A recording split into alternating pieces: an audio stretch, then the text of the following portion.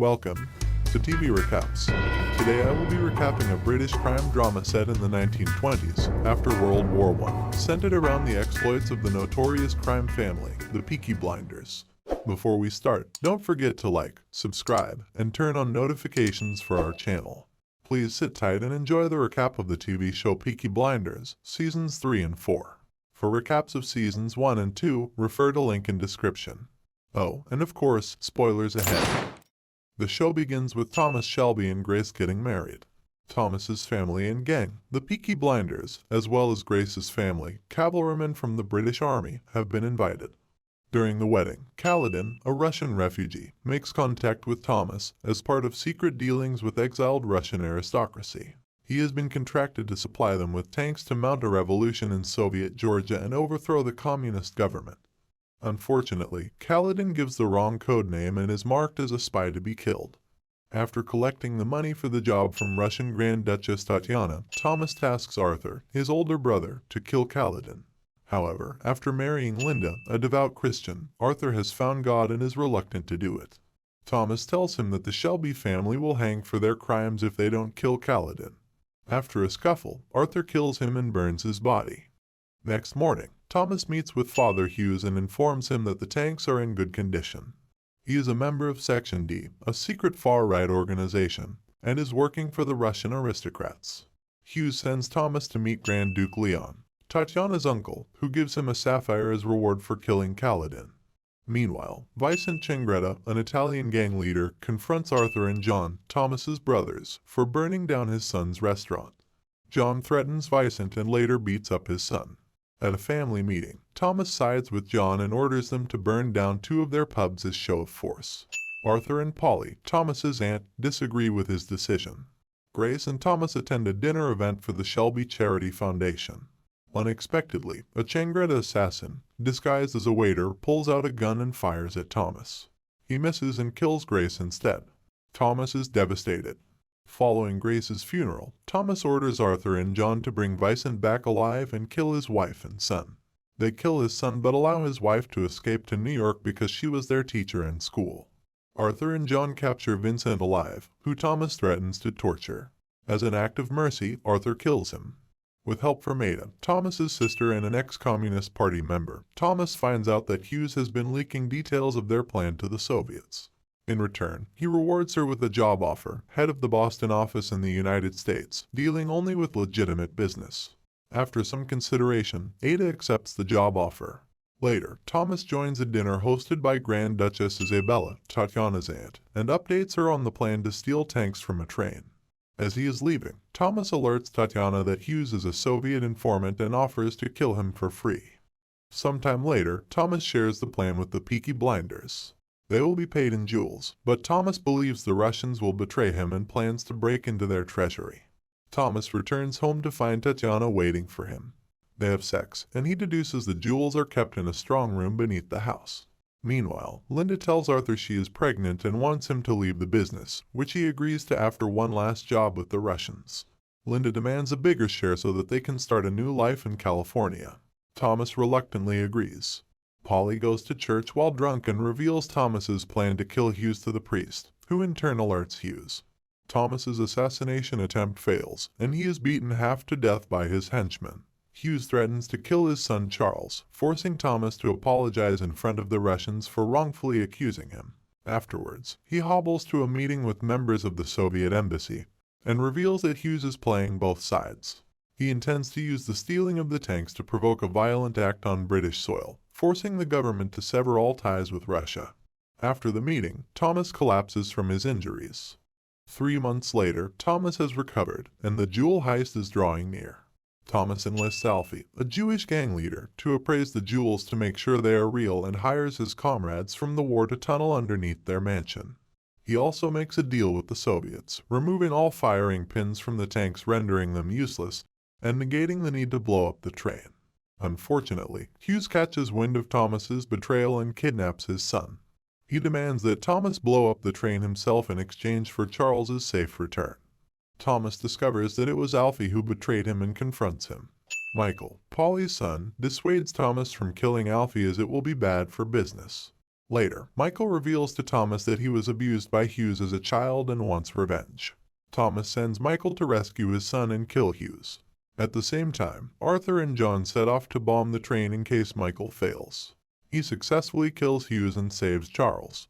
Unfortunately, word does not reach Arthur in time, and he blows up the train anyway. Meanwhile, Thomas finishes digging the tunnel, breaks into the Russians' treasury, and steals all their jewels. He meets with Tatiana, who has been in on the jewel heist the entire time, and buys the jewels from Thomas. He returns home and shares the spoils from the heist with the rest of the gang. However, after the meeting, Thomas announces that warrants have been issued for the arrest of Arthur, John, Michael, and Polly, but assures them a plan is in place to get them out of jail. Chaos ensues as the police arrive and take them away in handcuffs. As the Shelbys prepare to hang for their crimes, Thomas's reprieve comes just in time to save their lives.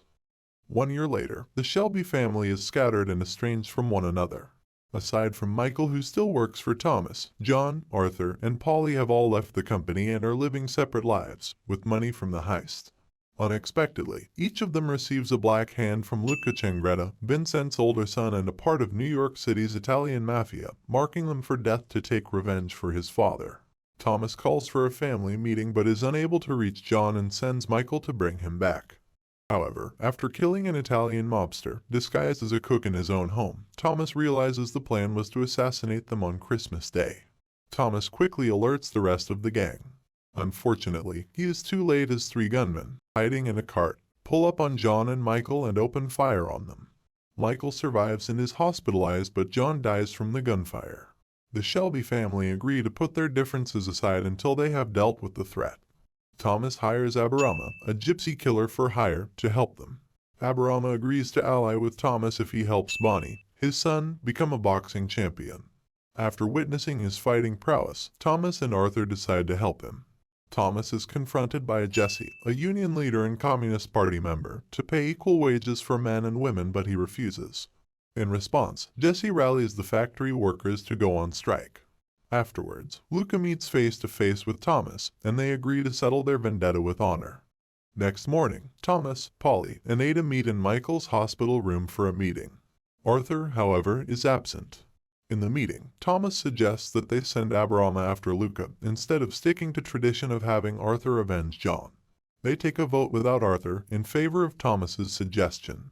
Unbeknownst to Thomas, Arthur has been held up by Linda, who seduced him into having sex with her.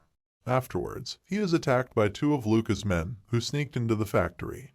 Arthur outsmarts and kills both of them. He finds out he will not be able to avenge John's death and is furious, but is later convinced by Linda to give up on revenge. Thomas sends Ada to make Jesse an offer to pay equal wages for men and women if she goes on a dinner date with him. Jesse accepts. While enjoying an intimate dinner, Thomas tries to win Jesse's trust and gain access to her communist contacts. Sometime later, Arthur receives an invitation to visit Mrs. Ross on his son's birthday, who was killed by Arthur in a boxing match. Expecting an ambush, Thomas deploys men around her house. Unexpectedly, she is only a decoy, and their real target is Michael. However, Luca spares Michael and in return expects Polly to keep up her end of their secret agreement, to give up Thomas in exchange for the safety of the family. To isolate Thomas, she schedules a solo appointment for him and tips off Luca and his gang. Unbeknownst to Luca, this is actually a ruse to lure them into a trap. They follow Thomas to a dead end, where they are ambushed with a machine gun.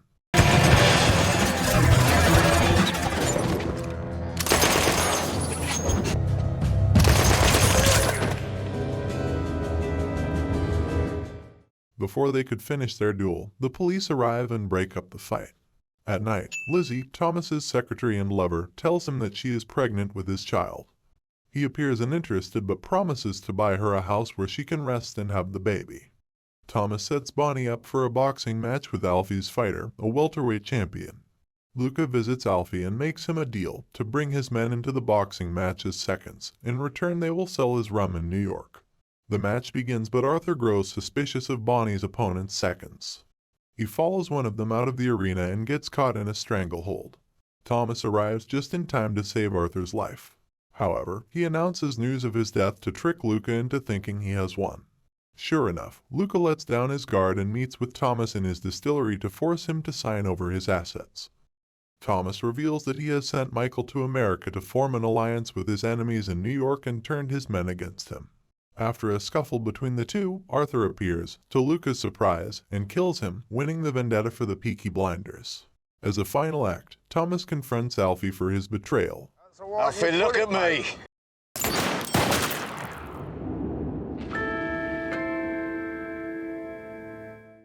Thomas meets Jesse and promises to help advance the communist cause. After arranging a meeting between Thomas and a Soviet agent in the party, they have sex. Thomas reveals what he has learned to the Crown, securing an endorsement for his campaign as the Labour MP for Birmingham. Thomas wins the election with an overwhelming lead. The end. Please stay tuned for the next TV recap. Comment below on what you liked or disliked about our video. Thank you for watching.